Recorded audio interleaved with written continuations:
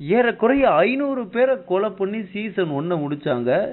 இப்போ அடுத்து எத்தனை பேரை கொலை பண்ண போறாங்கன்னு தெரியல. ஸ்குவிட் கேம் சீசன் 2 இப்போ ரிலீஸ் ஆயிருக்கு. இந்த கேமுக்கு ஏற்கனவே 456 போன மாதிரியே இவரும் இப்போ ரெண்டாவது தடவையா கேமுக்குள்ள போறாரு. போன தடவை ஒண்ணுமே தெரியாம போனவர் இப்போ எல்லா விஷயமும் தெரிஞ்சு உள்ள போறாரு. ஸோ ஸ்குவிட் கேம் சீசன் 2 பற்றி சொல்லணும்னா ரொம்பவே த்ரில்லராக கொண்டு போயிருக்காங்க. ரொம்பவே வித்தியாசமாகவும் இருக்குது. போன தடவை பார்த்த எந்த ஃபீலுமே இந்த தடவை நமக்கு இல்லை. ஏன்னா போன தடவை வந்து நம்ம என்னதான் நடக்கும் அப்படின்ற மாதிரி பார்த்தோம்.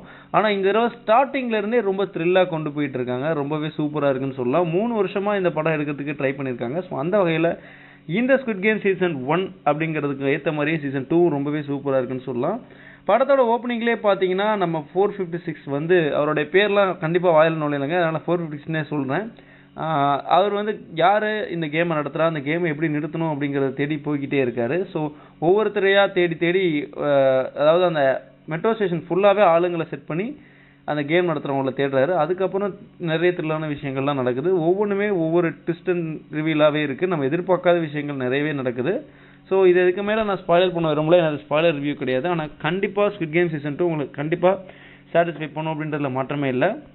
இந்த தடவை அவர் கேமுக்குள்ளே போய் கேமில் இருக்க எல்லாரோடையும் பேசுகிறாரு. ஸோ எல்லாரும் பசி பட்டினியில் ரொம்ப கஷ்டப்பட்டதுனால அவங்களுக்கு சாவை விட பணம் தான் பெருசாக தெரியுது. கிளைமேக்ஸ் எதிர்பார்க்காத மாதிரி ரொம்பவே சூப்பராக பண்ணியிருக்காங்க. இந்த கிளைமேக்ஸ் பற்றி நான் எதுவுமே சொல்ல விரும்பல. நீங்கள் இந்த வீடியோ பார்த்தீங்கன்னா லைக் தட்டி விடுங்க. மறக்காமல் சீசன் 2 ஸ்குவிட் கேம் எப்படின்றத கமெண்ட்டில் சொல்லுங்கள். பை.